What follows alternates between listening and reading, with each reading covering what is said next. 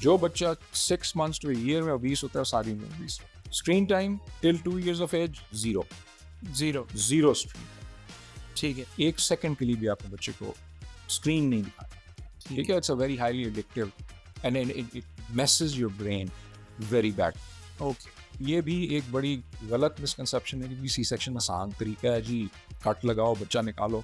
उसमें बच्चे को कॉम्प्लिकेशंस बहुत सारी हो सकती हैं। हाई प्रोटीन्स, एनिमल प्रोटीन बच्चों को नहीं देनी चाहिए। हमारे कल्चर में जो गुर्ती देने का जो कॉन्सेप्ट कि ये शहद चटा दें, इनको फ़ौरन ही वो सांस दे देती है, पैन दे देती है, या कुछ भी, तो ये कितना हार्मफुल है कि वो उनके एक्सपीरियंस में ये भी होती है कि हेड शेप हाँ, कि वो तकिए रखते हैं, उसको उल्टा करें, उसकी मालिश करें, कान में तेल, आँख में सुरमा, ये चीज़ों को थोड़ा एक्सप्लेन करें कि ये वाकई बेनिफिशियल है।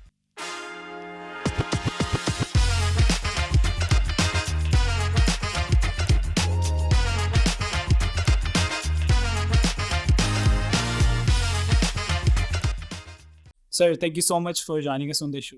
और आपने टाइम दिया। यूजुअली मैं वैसे आपको थोड़ा सा ब्रीफ कर दूं कि हमें मुश्किल होती है डॉक्टर्स को ऑन बोर्ड लाने में, and we are very glad कि you have joined our cause, जिस चीज़ को लेके हम चल रहे हैं, and you have participated.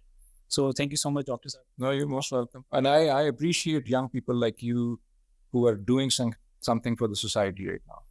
Thank you so much for your और एप्रिसिएशन। ये, and I do this, whoever calls me, I go and do it. That's So great. it's basically, this is public service।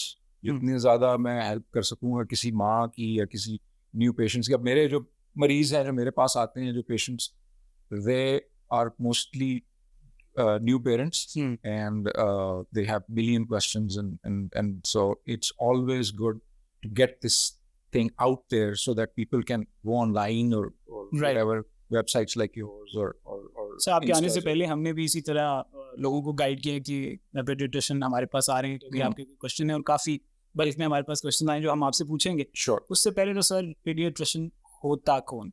Pediatrician is a child specialist। हमारा काम ये है कि हम जब MBBS करके, हाउस जॉब करके आगे निकलते हैं तो हमारा इंटरेस्ट डेवलप होता है ईदर चाइल्ड मेडिसिन में या एडल्ट मेडिसिन में। अगर मैंने चूज किया है कि मैं सिर्फ चाइल्ड मेडिसिन करूंगा, that means newborn to, मैं अमेरिकन ट्रेन हूँ तो हम 18-20 साल तक देखते हैं। पाकिस्तान में 15-12 साल तक बच्चों को देखा जाता है। हमारी स्पेशलिटी उसमें लिमिट हो जाती है। We are seeing only children। और ऑफिशियली भी बाय लॉ भी इज इट? By law, यार देखो ना, once you have MBBS, by law you can see anyone and everyone। Right. लेकिन by profession, by ethics, it doesn't make any sense that I should be treating a 80-year-old person with diabetes because I have not trained in that।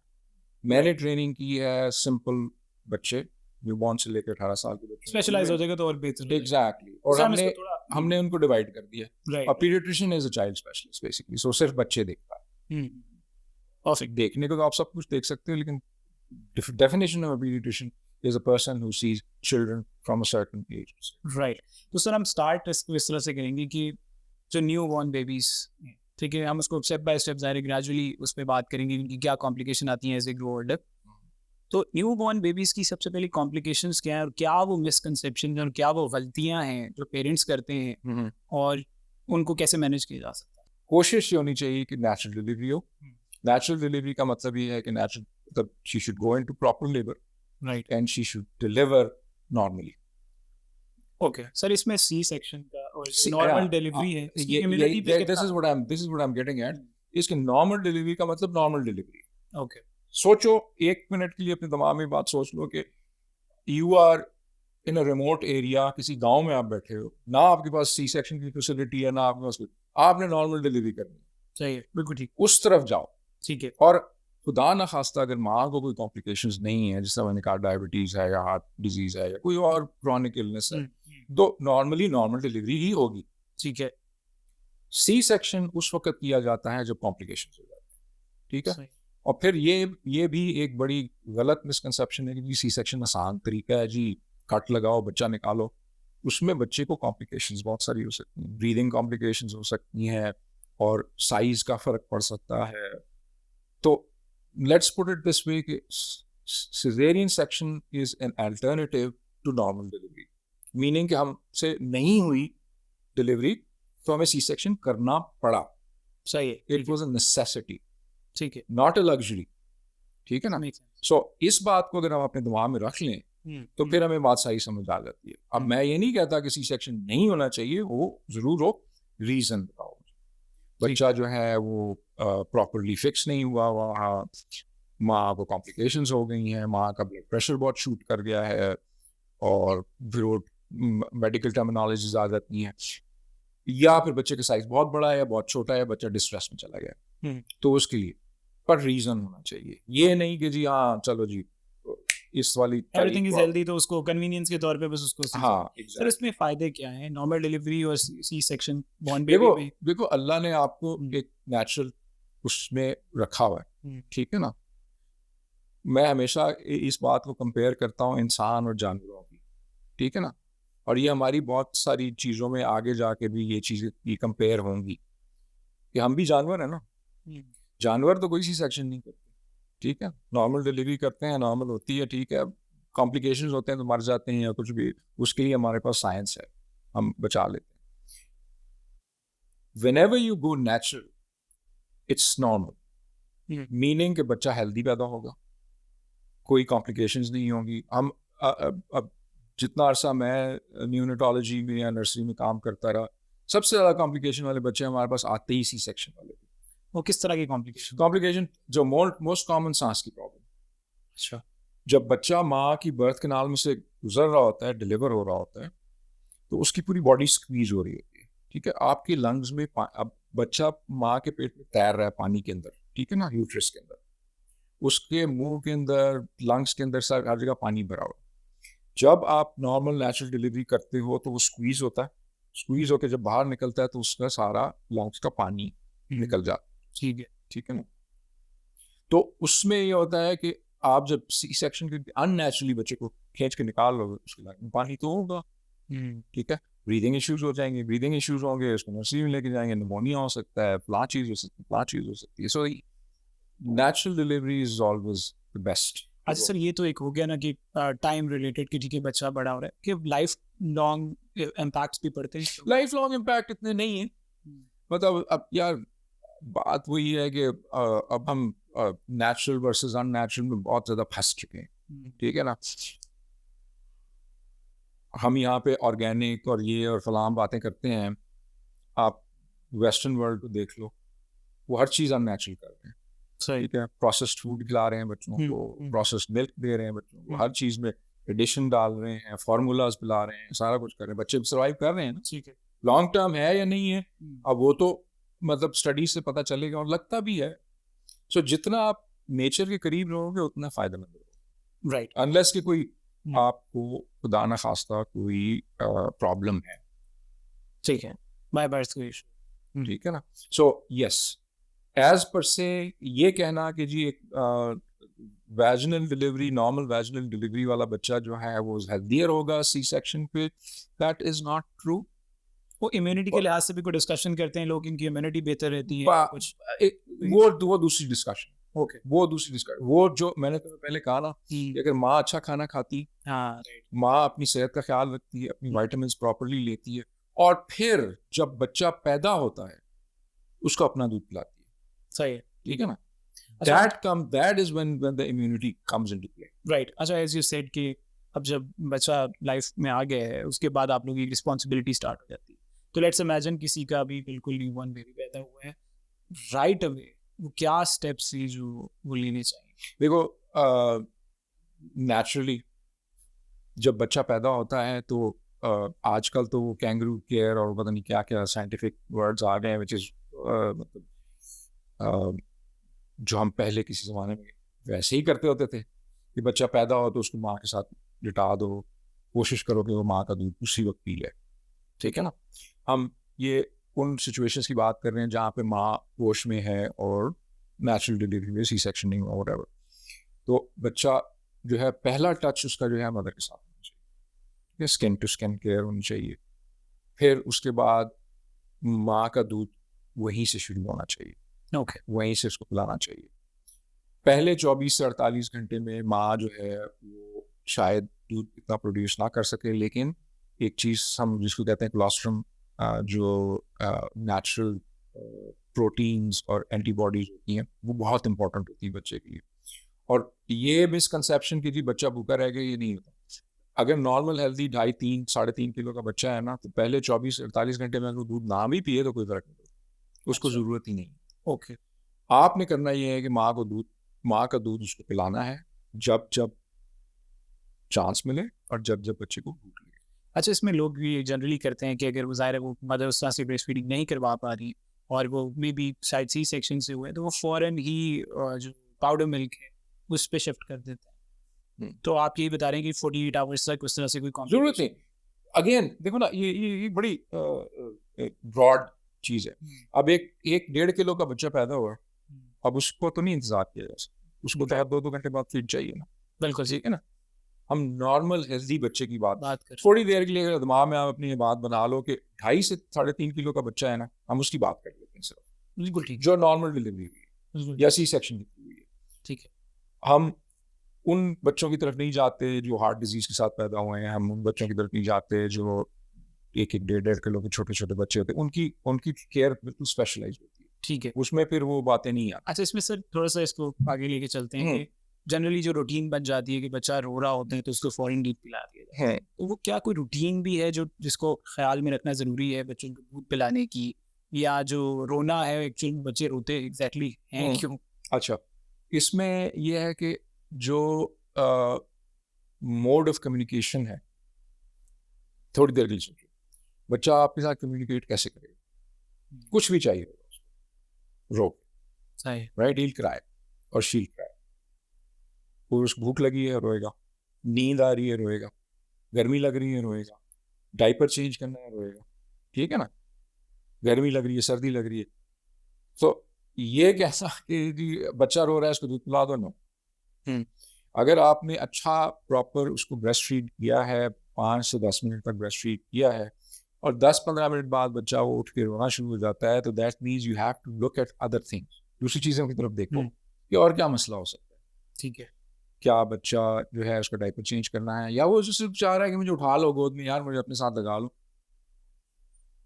ठीक है ना। लेकिन एक बच्चा जिसका पेट भरा हुआ है और उसको आप बार बार फीड कराओगे, उसके नुकसान बहुत, राइट। और with in a month two month and half, 1-1.5 महीने के अंदर, 2 महीने के अंदर आपकी एक रूटीन बन जाती है जो होती है 2 से 3 घंटे बच्चा जो है फीड करता है। सो रूटीन की जो तुम बात करते हो उसमें यही होगा, every 2 to 3 hours a child should be fed. Okay.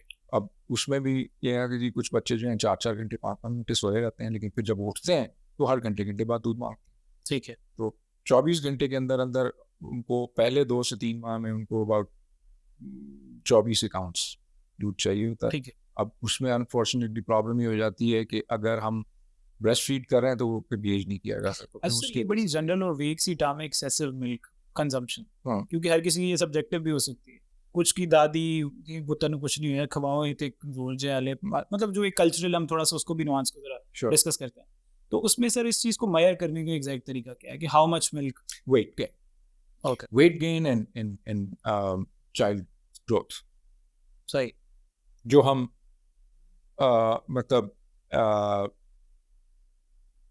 जो हम रिकमेंड करते हैं, जो मैं पिछले 10 साल से जब से पाकिस्तान आया हूँ, हम यही रिकमेंड करते हैं और again and again and again, कि एक चीज़ होती है वर्ल्ड चाइल्ड एग्जाम, जो आपके पीडियाट्रिशियन के पास आप जाके उसका चेकअप करवाते हैं। उसमें आपकी हाइट, वेट, डेवलपमेंट, ग्रोथ, सारा कुछ देखा जाता है कि बच्चा ग्रो कर रहा है नहीं कर रहा है, वेट गेन कर रहा है नहीं कर रहा है। तो weight gain is the most important part in terms of knowing कि न्यूट्रिशन प्रॉपर मिल रही है। ठीक है। और फिर ये वही वाली बात कि अगर माँ अपना ख्याल रख रही है, खा पी रही है, वाइटामिन ले रही है, सिर्फ प्रेगनेंसी में नहीं, प्रेगनेंसी के बाद, और हाइड्रेटेड रहती है, दूध प्रॉपरली उसका आ रहा है, तो फिर कोई रीज़न नहीं बनता कि बच्चा जो है वो खामखा में वजन गिरेगा उसका, या वजन ज़्यादा हो सकता है नानियों दादियों की वजह से, क्योंकि वो कहती है कि जी पिलाओ जी पिलाओ जी पिलाओ जी पिलाओ। फिर वही वाली बात है कि भूख लगी तो ठीक है, वो हो सकता है, अदरवाइज नहीं। ठीक है। सर इसमें ओवर ये एक्सेसिव मिल्क के नुकसानात की आप डिस्कशन कर रहे थे कि बहुत ज़्यादा हैं, ज़्यादा जनरली क्या फेस करने को ओबेसिटी बिगेस्ट प्रॉब्लम, मिलता ओबेसिटी, राइट ठीक है ना। ओवर फीड करोगे, एक तो वॉमिट कर देगा बच्चा खामखा में, ठीक है। वॉमिट करने के अलग नुकसान होता है। वॉमिट नहीं भी करता, उसको आदत पड़ जाती है, वो कंफर्ट लेता है सिर्फ दूध पीने से, तो क्या होगा with in 6 months to a year मोटा होना शुरू हो जाएगा। ठीक है। अब तो साइंस ये कहती है कि बच्चे जो हैं, बच्चों के फैट सेल्स जो हैं वो बर्थ से पहले ही बनना शुरू हो जाते हैं। आपकी मर्जी है, आपने उसकी फैट सेल्स बढ़ाने हैं। जो बच्चा 6 months to a year में ओबीस होता है, सारी उम्र ओबीस रहता है, अनलेस के वो बहुत ज़्यादा कॉन्शियस ना हो। सो ये बात बहुत इंपॉर्टेंट है कि मोटा बच्चा जो हम कहते हैं ना क्यूट और गुपलू गुपलू सा, वो सारी उम्र की मुसीबत है उसकी। ओके। और फिर कॉम्प्लिकेशंस क्या है? Diabetes, blood pressure. हम पाकिस्तान में तो खैर इतनी अवेयरनेस नहीं है, लेकिन यूरोप में और अमेरिका में इट्स एन एपिडेमिक ना, कि 16, 17, 18 साल के बच्चे डायबिटिक हो रहे हैं, और टाइप 2 डायबिटीज जो मोटापे से होती है, और फिर वो सारी उम्र उसका स्ट्रगल। अच्छा सर, आपने शुरू हुआ ही से होता है। जो वेट गेन मेंशन किया हाँ। आपने, अब वेट गेन में डेफिनेटली हम थोड़ा सा इसको और आसानी के लिए ऑडियंस के लिए, ताकि वो अगर भाई कि कितने मंथ्स के बेबी का weight is considered to be normal, और वो विद टाइम जो ग्रेजुअली 3 months का है, हाँ। हम ट्राइमेस्टर्स में इसको डिस्कस करेंगे। हाँ, ये थोड़ा सा कॉम्प्लिकेट, इसीलिए मैं कहता हूँ ना कि बेहतर ये होता है कि आप अपने डॉक्टर के पास जाएं। बिल्कुल सही, हम जनरल डिस्कशन करते हैं उसका तो उसमें होता यह है कि नॉर्मल बेबी जो कोई कॉम्प्लिकेशन नहीं हुई, माँ बिल्कुल हेल्दी थी, बच्चा बिल्कुल हेल्दी था ड्यूरिंग प्रेगनेंसी, सो 3 किलो एवरेज, ठीक है 3 किलो का बच्चा पैदा होना चाहिए। सही। वेरिएशंस हर चीज में होती हैं, एब्सोल्यूट कोई नहीं होता। 2.5 किलो का भी हो सकता है, 3.5 का भी हो सकता है। 4 से ऊपर निकलेगा तो ओवरवेट हो जाएगा, 2.5 से नीचे होगा तो अंडरवेट हो जाएगा। ठीक है, तो ये तो न्यूबॉर्न हो गया। फिर उसके बाद हम कहते हैं कि 3 माह पे बच्चे का वेट जो है वो डबल हो जाता है। ओके, समझे ना। 3 किलो का बच्चा था, वो 3 माह पे 6 किलो का, 2.5 किलो का था, 3 माह पे 5 किलो का। This is normal weight gain. Okay, इससे ज्यादा होगा तो मतलब एक्सेसिव मिल्क आप फीड कर रहे हैं, इसको नीड्स टू बी कंट्रोल। हाँ, अगर कम होगा वो भी गलत है। ओके, ठीक है ना। So that is it. फिर 6 months पे जाके उसका कोई अबाउट 7 to 8 kilos उसका वजन हो जाएगा। Okay, by the time they are a year old they should be around 10 to 11 kgs. This is a normal healthy baby जिसकी हम रेगुलर बात। राइट। तो सर इसमें एक बार ये क्वेश्चन है कि अब एक तो हो गया ना पाउडर मिल्क पे जो ब्रेस्ट फीडिंग नहीं करवा पा रही मदर्स, जब भी शायद हाइब्रिड चल रहा है। हाँ, एक तो ब्रेस्ट फीडिंग के साथ कोई ऐसी चीज है जो बच्चों को अलग से इनटेक करवानी पड़ती है? कोई विटामिन किस वक्त ए है या D3 है? किस वक्त जनरली मतलब बढ़ते हुए न्यूबॉर्न बेबी के बाद ही हम डिस्कशन कर रहे हैं। ये हम न्यूबॉर्न की बात कर रहे हैं। न्यूबॉर्न की बात। न्यूबॉर्न में जो एक्सक्लूसिवली ब्रेस्ट फेड बच्चे होते हैं ना, उनको विटामिन डी की सप्लीमेंटेशन चाहिए होती है। अच्छा, ठीक है, क्योंकि एक तो मदर्स मिल्क में इतना विटामिन डी उनको नहीं मिलता। ठीक है, ये पीछे स्टडीज में और ये काफ़ी दफ़ा ये डिस्कशन हो चुकी है, और हमारे मुल्क में तो वैसे ही हम सारे ही विटामिन डी डिफिशिएंट। आप टेस्ट करो, मैं टेस्ट करो, हम लोग डिफिशिएंट हैं, तो मदर्स तो डिफिशिएंट होंगी। So mothers should be supplemented with vitamin D as well as the child supplemented right for vitamin D at least. बाकी फिर अगर कोई कमजोरी है, बच्चा ग्रो नहीं कर रहा है, तो फिर वो और दूसरे विटामिन आ जाते हैं, but vitamin D is essential. तो पहले 6 months to a year आपने करना हो। और सर नॉर्मल बॉडी टेम्परेचर होता है ना कि बच्चे बाद में एसी के रूम टेम्परेचर में, या वो ज़्यादा गर्मी नहीं लगनी चाहिए, ज़्यादा ठंड नहीं लगनी चाहिए, तो वो normal temperature for a baby घर पे आने के बाद आफ्टर लाइक रूम टेम्परेचर की बात, रूम टेम्परेचर, एम्बिएंट टेम्परेचर की बात। बिल्कुल, एम्बिएंट टेम्परेचर उतना ही होना चाहिए जितने में आप कंफर्टेबल हो। ठीक है, बच्चा रैप्ड होगा। ठीक है, ओके, आप गर्मियों में हैं, आपने एक सिंगल उसको कपड़े पहनाने हैं और उसको रैप कर देना। ओके, ठीक है, ओके, कीप योरसेल्फ कंफर्टेबल। आपको अगर गर्मी नहीं लग रही है या सर्दी नहीं लग रही है तो बेबी भी ठीक रहेगा। ठीक है। द ओनली थिंग इज कि पहले 2 माह में बच्चा जो है ना वो टेम्परेचर लूज बहुत तेजी से कर जाता है और गर्म भी बहुत जल्दी हो जाता है, क्योंकि उसका बॉडी टेम्परेचर कंट्रोल नहीं होता। तो आप क्या करते हैं, उसको टोपी पहना के रखते हैं जी, और उसको रैप भी करके रखते हैं। ठीक है, सो दैट उसकी बॉडी हीट, अब I don't know how much you are into this temperature control thing. अब तो ये लोग कहते हैं कि जी 10 कपड़े पहनने से आप गर्म नहीं होंगे, आपने बॉडी हीट को प्रिजर्व करना। आजकल जो कपड़े आ गए हैं वो आप एक शर्ट पहन के उस पर एक जैकेट पहन के आप बर्फ में भी जा सकते हो, क्योंकि उन्होंने इस तरह का फैब्रिक बना दिया है कि वो आपका बॉडी टेम्परेचर मेंटेन करना है, लूज नहीं होने देना। और बेबीज में सबसे इंपॉर्टेंट चीज यही होती है, biggest area is the head, okay, उसके ऊपर आपने टोपी पहना दी, ठीक है। और बाकी जैसे जैसे टेम्परेचर है सर्दियों में डबल लेयर, 3 लेयर्स, और जो गर्मियाँ हैं उसमें, और टेम्परेचर जो है वो 24-25 हम कंफर्टेबली बैठ सकते हैं। ठीक है। अच्छा सर, ये वीविंग में डिस्कशन करते हैं कि आप ब्रेस्ट फीड छुड़वाना है, तो वो क्या राइट टाइम है कि अब उनको अदर फूड टेस्ट कराने, और उसका क्या तरीका कार होना चाहिए? पानी पिलाते हैं फर्स्ट टाइम, ये जो मिनरल वाटर है, is it safe for babies? Well, first 6 months of life, exclusive breastfeeding, ठीक है, nothing else। ठीक है। कुछ लोगों का कॉन्सेप्ट है और कुछ लोग कल्चरली भी ये लोग करते हैं कि जी 4 months पे शुरू करा देते हैं oral food like soft diet and stuff and everything। but अगर आप 6 माह तक बच्चे को सिर्फ एक्सक्लूसिवली ब्रेस्ट फीड कराते हो ना, कोई नुकसान नहीं, बल्कि फ़ायदा ही है। ओके। 6 माह के बाद जिसको हम कहते हैं वीनिंग शुरू हो जाती है। वीनिंग, या राइट, आई सेड वीविंग।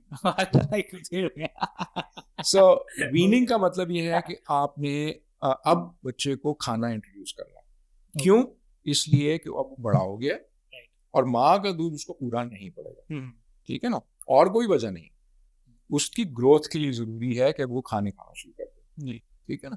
सो खाने में मतलब ये कि आप सॉफ्ट डाइट, मतलब बिल्कुल प्योरेड फूड, जो ऐसी चीज जो बच्चे के गले में ना फंसे और जो बच्चा आराम से निगल जाए, ठीक है ना, जिसमें मैश बनानास, मैश पोटैटोज और सब्जियां आ जाती हैं आपकी, सारी चीजें प्योरेड फॉर्म में, ये वेजिटेबल्स एंड फ्रूट्स आपसे स्टार्ट करना होता है, एंड देन पीरियडिकली उसी हिसाब से अपने ब्रेस्ट फीडिंग को कम करना होता है। That's what we call weaning का मतलब ये है कि आप आहिस्ता आहिस्ता बच्चे को दूध से हटा के और उसको सॉलिड खाने के लिए आफ्टर 6 months वो प्रैक्टिस स्टार्ट कर लेनी चाहिए। Practice, yes, and within a couple of months of starting weaning the child should be on 3 meals a day। Okay, सुबह दोपहर शाम। ठीक है। वैसे किस तरह के फूड्स इंट्रोड्यूस करने चाहिए like in the very start?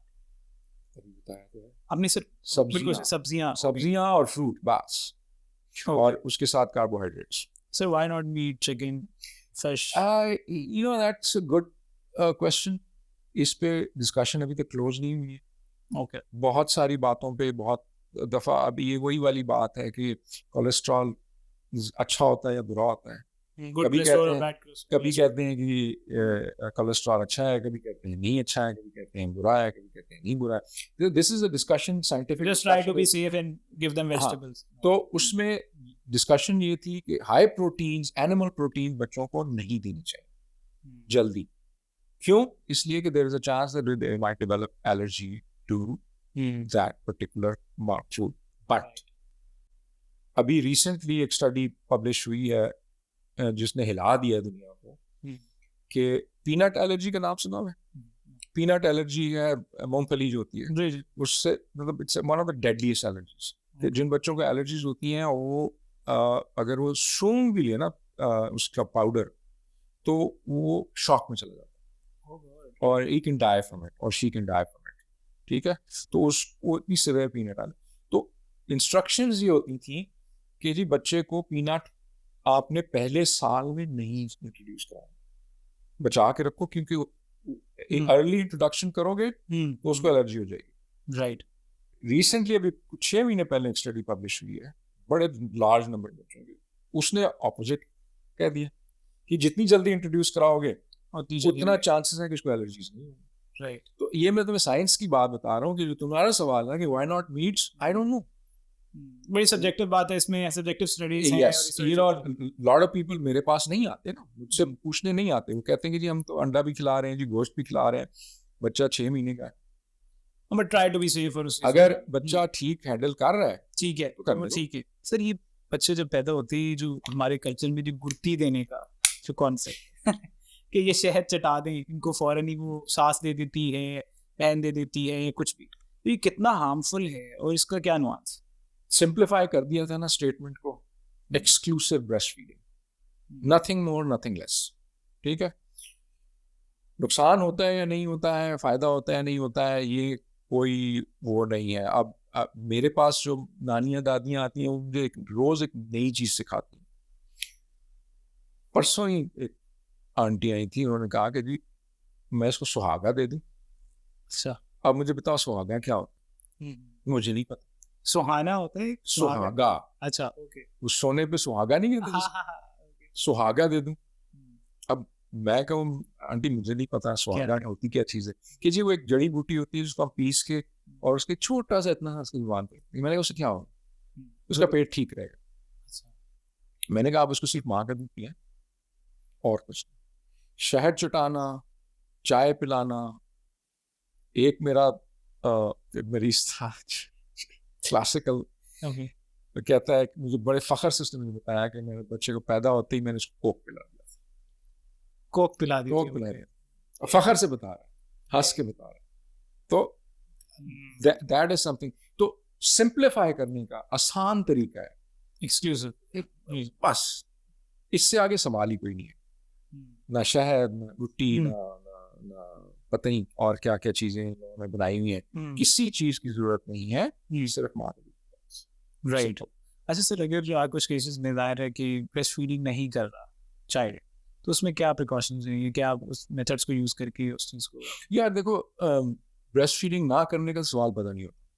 अच्छा, बच्चे ने खाना तो खाना है ना, ठीक है। हाँ, समटाइम्स ये होता है कि माँ का दूध नहीं आ रहा, समटाइम्स ये होता है कि थोड़ी सी माँ के निपल्स का शेप डिफरेंट है कि बच्चा दूध नहीं पी रहा, उसके लिए आपके पास ब्रेस्ट फीडिंग काउंसलर्स हैं। ओके। ज़्यादा नहीं है लेकिन है, और आपकी बड़ी बूढ़ियाँ हैं, अपने एक्सपीरियंस यहाँ पे आके नानियाँ दादियाँ पुतियाँ जिनके बच्चे हैं वो काम वाली होती हैं, ठीक है, कि if they can help they should help. Right. क्योंकि देखो टेक्निक की बात होती है, आप ब्रेस्ट फीड कराओ ना, तो अगर आप अनकंफर्टेबल हो बच्चे को पकड़ते हुए और बच्चा अनकंफर्टेबल हो रहा है पीने में, तो वो नहीं पिएगा, बिल्कुल सही, ठीक है, वो डरता रहेगा। तो उसके लिए टेक्निक सीखना जरूरी होती है, और उसके लिए पहली एडवाइस तो हमारी ये होती है कि जी जो आपके घर में जो माएँ हैं जिन्होंने पहले बच्चों को दूध पिलाया है उनसे सीख लो, वो आप कुछ सिखा देंगे। This is for the first time mom, second time mom ने अगर पहले पिलाया तो उसको पता है। तो टेक्निक अगर आपकी ठीक है और दूध नहीं आ रहा है, बच्चा लैच ऑन नहीं कर पा रहा है, फिर आपके पास सप्लीमेंट्स आ जाते हैं, फार्मूलाज आ जाते हैं, फिर वो और मजबूरी है ना, अगर बच्चा वेट नहीं कर रहा तो फिर आपको। अच्छा सर, ये जो एक्सपीरियंस की बात की नानी दादी वगैरह की, वो उनके एक्सपीरियंस में ये भी होती है कि हेड शेक कर, हाँ, कि वो तकिए रखते हैं, उसको उल्टा करें, उसकी मालिश करें, कान में तेल, आँख में सुरमा, ये चीज़ों को थोड़ा एक्सप्लेन करें कि ये वाकई बेनिफिशियल है।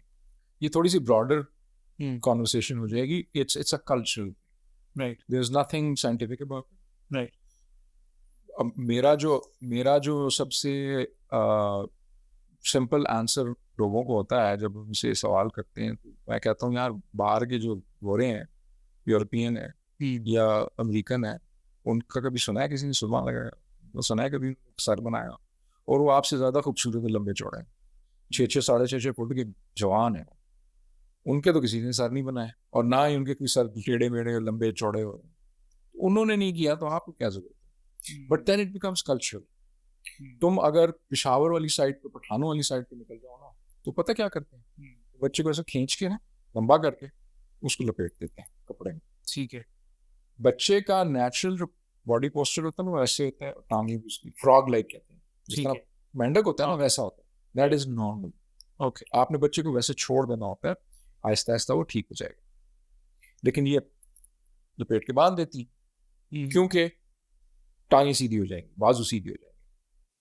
सर बनाना भी ऐसा ही है, कल्चरल है, ये सिर्फ पंजाब में होता है। और इसके कोई इस तरह से कोई सिग्निफिकेंट कोई इम्पैक्ट्स? आई थिंक इट्स उल्टा नुकसानात होते हैं, क्योंकि ब्रेन ग्रो कर रहा है, आपका ब्रेन ग्रो कर रहा है, और आपने कस के पट्टी बांध दी है सर के ऊपर, हेड ग्रोथ इफेक्ट होगी, ठीक है, ब्लड सप्लाई इफेक्ट होगी आपकी सर, राइट, और बहुत सी सारी चीज़ें हो सकती हैं आपको।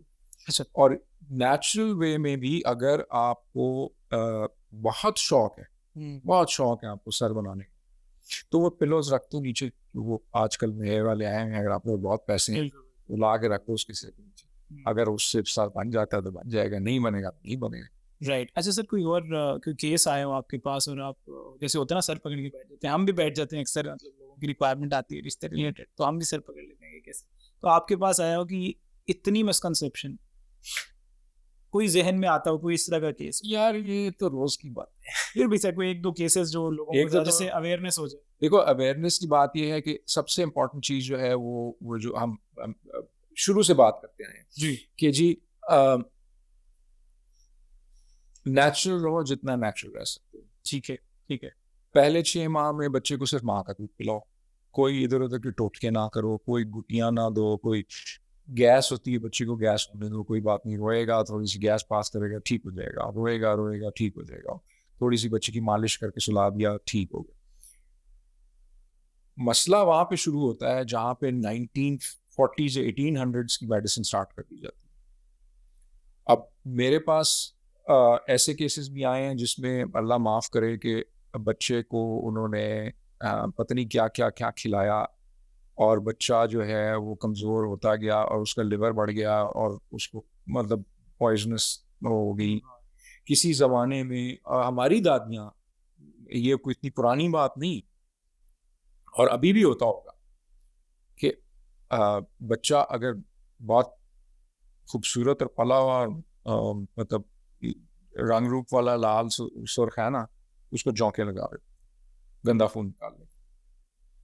बीमार है, जौंके लगा दे। जोंके सर, जौंके नहीं बता दो, जोंके नहीं, it's a blood sucking okay okay, अच्छा ठीक है, पैरासाइट। ठीक है, ओके ओके वो एक ओके, ये होता है, पानी में होता है, ठीक है। वो आपको जब आप इन कंटेमिनेटेड वाटर वैसे तो मेथड ब्लड कपिंग वाले ही, वो हिजामा ब्लड जो होता है, कपिंग ब्लड हिजामा, कपिंग उन्होंने ब्लड हिजामा कपिंग किस तरह ब्लड कपिंग तो चलो वो है ना कि जी एक कप लेके आप छोटा सा कट लगा के ब्लड कपिंग करते हैं, दैट इज आल्सो रिडिकुलस। अच्छा, बट जौंक तो जानवर है, जोंक जौंक एक पैरासाइट है, ठीक है, आपकी स्किन के ऊपर चिपकेगा, God. आपका खून पिएगा।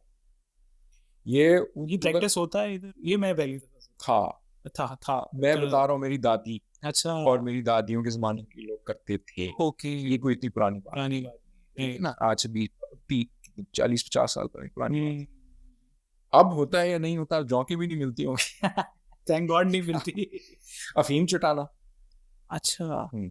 इस तरह की केसेस जो है, और जितना आप रूरल एरियाज में जाते जाओगे ना, मैं तो खैर मतलब शुक्र है कि मैं इतना मगजमारी नहीं करनी पड़ती, क्योंकि I am dealing with mostly educated people, right, पढ़े लिखे लोग होते हैं, तो उनको थोड़ी डांट टपट दानियों दादियों को थोड़ा समझा दिया जाता है कि यार ये तो खुदा का वास्ता ना करो। ना करें, तो लेकिन जितना जितना रूरल आप करते जाओगे ना, तो आप सर पकड़ के बैठ जाओगे कि ये लोग क्या कर रहे हैं। और ये जो तुमने सुरवे वाली बात की, ये तो कॉमन है, ये हम 15-20 साल से मना करते आ रहे हैं शुगर ना। इसके नुकसानात क्या सर? नुकसान देखो ना, सुरमा बनता तो लेड से, ठीक है, लेड जो है ना that is poisonous for the body, वो आपका ब्लड नहीं बनने देता, ठीक है। अगर आपकी बॉडी में एब्जॉर्ब हो जाए बहुत ज़्यादा तो आपको ब्लड नहीं बनने देता, ब्लड नहीं बनेगा तो आप नीमिक हो जाओगे, नीम होगे तो आप 50,000 आपकी प्रॉब्लम शुरू। अब ये क्लेम करते हैं कि जी नहीं, अब ब्लड नहीं होता उसके अंदर, लेकिन आप उसकी आंख में ये चीज़ डालने का है ही क्या, बड़ी होती नहीं है उससे एक्चुअली, सवाल कोर्स राइट।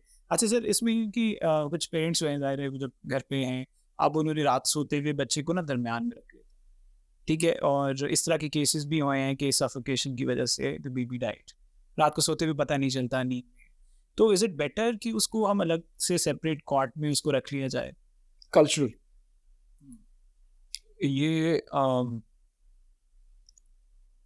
ये कहना कि सफोकेशन हो जाएगी ये पॉसिबल नहीं है।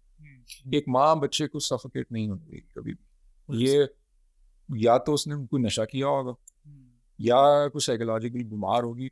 मैंने आज तक कोई स्टोरी ऐसी नहीं सुनी है कि माँ अपने साथ सुलाते हुए उसके ऊपर लेट गई बच्चे अनकॉन्शियसली नींद में, ऐसा क्यों केसेस नहीं होता। ओके, मेरी प्रैक्टिस में आज तक नहीं हुआ। ओके, राइट, बच्चे सफोकेट कर सकते हैं ठीक है, बेडिंग्स के साथ, ठीक है, ठीक है, अब लेकिन अब कल्चरल बात वापस आ जाती। कल्चरल का मतलब ये है कि आपको सुकून चाहिए नहीं चाहिए। अगर बच्चे को अर्ली ऑन ट्रेन कर लोगे तो बहुत अच्छा है।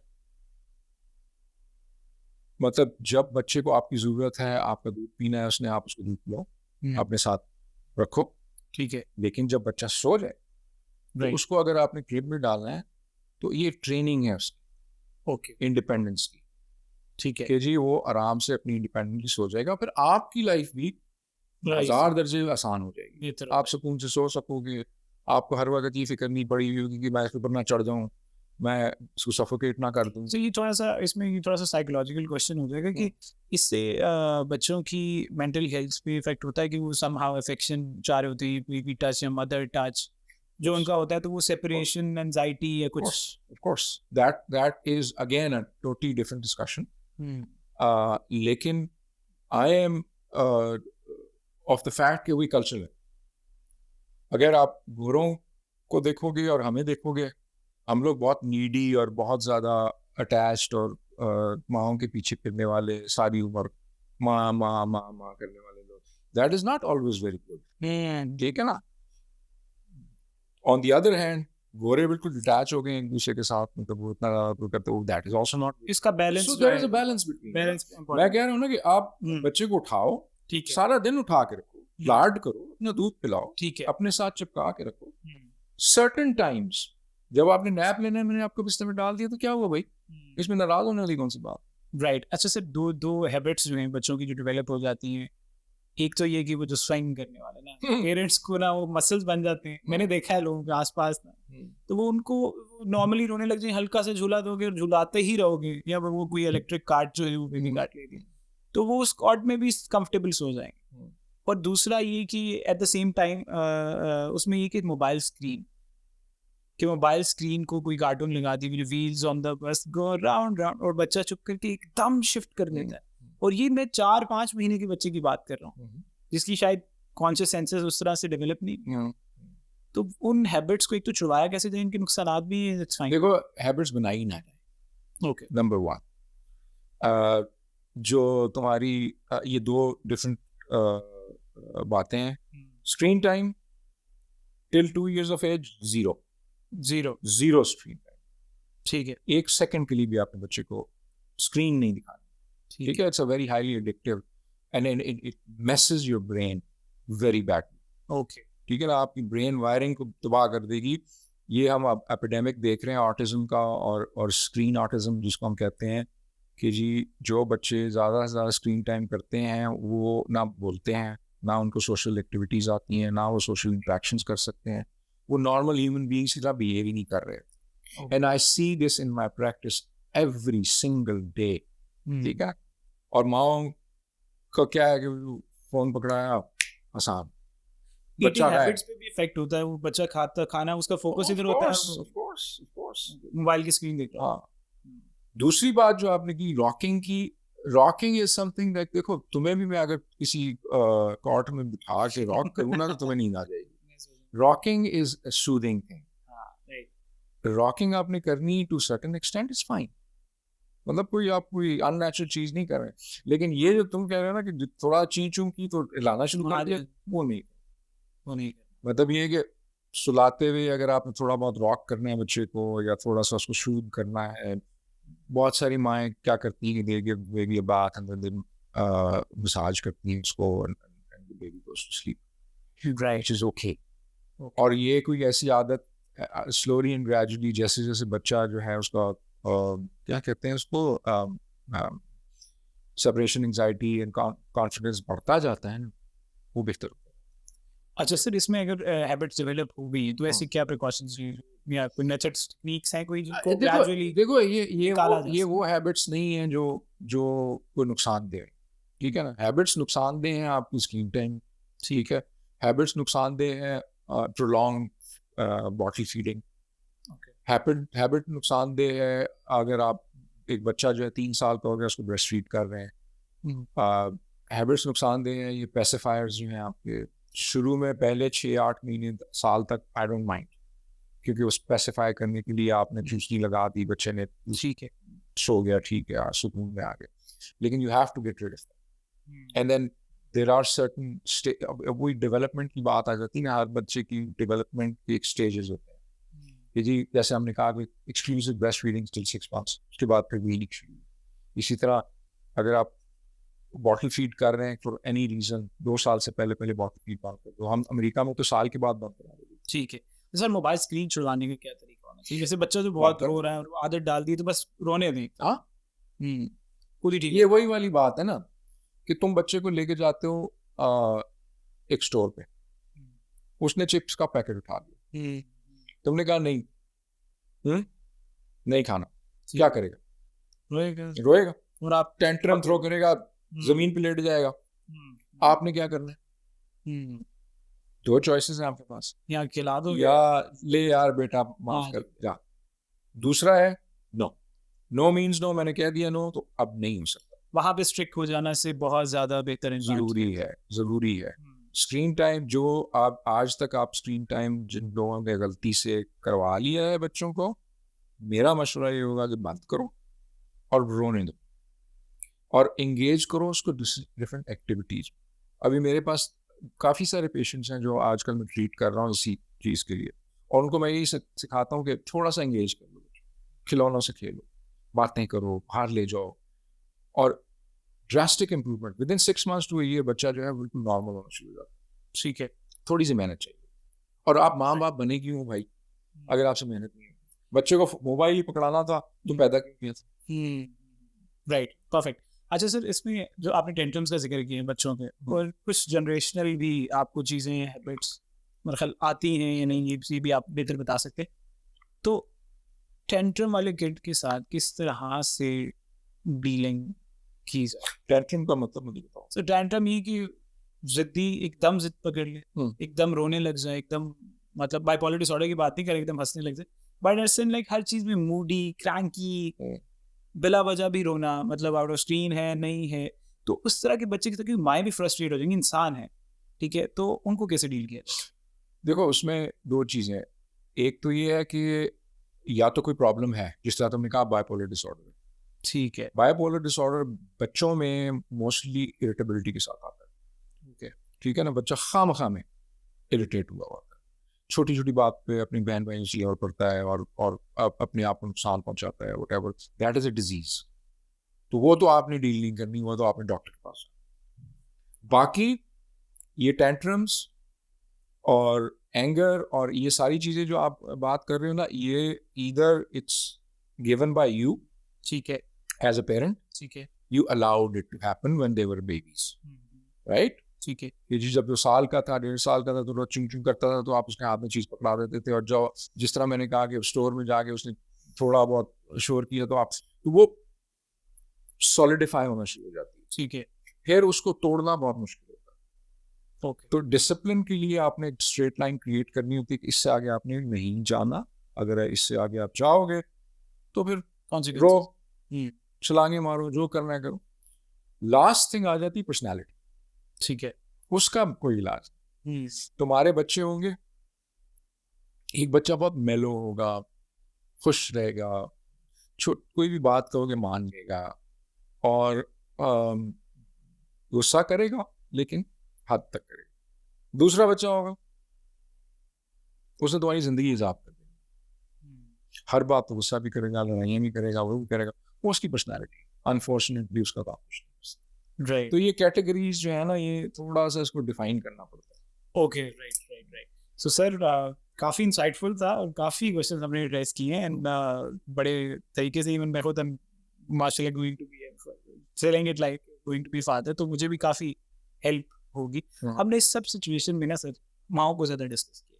जो लास्ट मेरा क्वेश्चन है उसमें ये कि फादर की इस पूरे उसमें क्या रिस्पॉन्सिबिलिटी और क्या वो माइंडसेट है जो उसको अवेल करना चाहिए, और किस तरह की मेडिकल केयर पे फॉरेन पीड्स के पास, जिस तरह बाइपोलर डिसऑर्डर को डिस्कस किया, तो ये तो साइकोलॉजिकली हमारे कल्चर में इतनी अवेयरनेस नहीं है। वो बच्चा रो रहा है तो उसको 2-3 चपेड़े शायद वो मार दे, तो वो उस रोल को हम डिस्कस करते हैं और फिर हम उसको कंक्लूड करते हैं। अपने लिए पूछ बिल्कुल। ओके, सो इसमें देखो, आज से 20 साल पहले अगर होता ना, तो इसका सिंपल आंसर था कि प्रोवाइड, ठीक है. प्रोवाइड का मतलब ये है कि जाओ नौकरी करो, शेल्टर दो अपनी बीवी को, बच्चों को, ठीक है. खाना उनको मिलना चाहिए, सारा कुछ होना चाहिए, you know that is what your primary job is. ठीक है. और अगर कोई प्रॉब्लम होती है तो ऑब्वियसली बाहर. आज के ज़माने में it's all mixed. As much a responsibility it is of a mother to raise a child, it is your responsibility as a father. Get involved. Diaper change करो, कपड़े चेंज करो बच्चों के. जहाँ माँ को ब्रेक चाहिए माँ को ब्रेक दो. ऑब्वियसली कुछ सिचुएशंस ऐसी हो जाती हैं जिसमें आपको सुबह से लेकर शाम तक काम करना पड़ता है अगर आप काम नहीं करोगे तो. But be involve in your child care. क्यों? बॉन्ड डेवलप होता है बाप का और बच्चे का. That bond needs to happen earlier on. पुराने जमाने में और कल्चरली भी अभी भी मतलब बहुत सारा होता है कि जी बाप is a distant person. He doesn't get involved, doesn't kiss the child, he doesn't get क्या कहते हैं उसको, लाड प्यार नहीं करता उसको, क्योंकि उसको यही सिखाया गया कि बाप का काम नहीं है, ये सिर्फ माँ का काम है कि डायपर भी माँ ने चेंज करना है, कपड़े भी माँ ने चेंज करने में, लान भी माँ ने. आजकल के ज़माने में with lots and lots of scientific data and basis, बहुत सारी स्टडीज हुई हैं जिन्होंने क्लेम किया है और प्रूव किया है कि जो बच्चे बोथ पेरेंटल इन्वॉल्वमेंट से बड़े होते हैं ना, they are much more balanced people. उनके इश्यूज बहुत कम होते हैं. They understand emotions, they understand. तो तुम्हारे लिए मशवरा मेरा ये होगा कि जिस दिन बेबी पैदा हो उस दिन तुम और तुम्हारी बीवी दोनों इक्वली इन्वॉल्व हो उसकी केयर. राइट. वो रूल्स को ऑब्वियसली लिमिटेशंस तो है ना. तुम तो दूध नहीं पिला सकते हो बच्चे को, ब्रेस्ट फीड तो नहीं कर सकते. जो रूल्स है अपने एंड पे उसको डिवाइड. और उसको भी ये होगा कि उसको अपनी माँ चाहिए होगी हर वक्त. ठीक है. वो भी आप नहीं कर सकते. लेकिन be there, take care of your child, help your wife as much as you can, give her a break so that she can take care of her much better. Right. And take care of her also. Perfect. So sir, anything किसी audience को कोई बात करना चाहती हूँ या कोई last को एडवाइस करना चाहते हैं? सिंपल एडवाइस ये है कि देखो, child care is a very delicate matter. Right. और ये long term life term consequences होते हैं हमारी छोटी छोटी गलतियों. ठीक है. और अगर हम इन्फॉर्म्ड रहें, एजुकेटेड रहें, पढ़ते लिखते रहें, गूगल वाली बकवास नहीं कि जी वो फलां हो जाएगा तो फलां हो जाएगा तो फलां हो जाएगा, वो नहीं करनी है आप. राइट. लेकिन ये है कि इन्फॉर्म्ड का मतलब ये है कि अपने एक तो सबसे पहले इंपॉर्टेंट चीज़ जो है कि हमेशा establish yourself a paediatrician, a doctor. Right. जिसके पास आप हर सवाल लेके जा सकते. प्रोफेशनल के पास. वो सीखे. ठीक है ना. और फिर उसके बाद स्टे इन्फॉर्म्ड. राइट. मतलब इस दुनिया में आगे बढ़ने का एक ही तरीका है, दैट इज एजुकेशन. ठीक है. ये हमने सीखा भी है, सिखाया भी है. राइट. आंखें बंद करके पुरानी दकीनी सी चीज़ों पे चलते रहोगे कभी भी कामयाब नहीं होगे. राइट. और ये चीज़ आप लोगों को समझना पड़ेगी कि बच्चा पैदा होते ही उसकी साइकोलॉजिकल डेवलपमेंट शुरू हो जाती है. तो ये नहीं है कि वो कुछ छोटी सी चीज़ पड़ी हुई है जिसको कुछ नहीं समझ आ रहा, उसको एक एक चीज़ फील हो रही है. और वो अनकॉन्शियसली सुन भी रहा है, सारी बातें सुन रहा है, उसको समझ नहीं आ रही है. पर negativity, energies is there and emotions are there. अगर एक बच्चे को आप हर वक्त आपस में लड़ाई झगड़े और शोर करते हुए नजर आओगे ना, तो उसके लिए नॉर्मल यही होगा ना. वो फिर जिंदगी में भी वैसा ही होगा. ठीक है. और अगर उसको लाड प्यार करने वाले, मोहब्बत करने वाले लोग आगे पीछे उसके रहेंगे तो इमोशनली वो डेवलप हो जाएगा. और उसके लिए आपके पास इतनी आजकल तो यार इतने टूल्स हैं आपके पास. But the bottom line, go home message is always stay informed from the right resources. Right. That is also very important. All right. Sir, thank you so much. It was really insightful and it was such a great time. My pleasure. Thank you. Yes,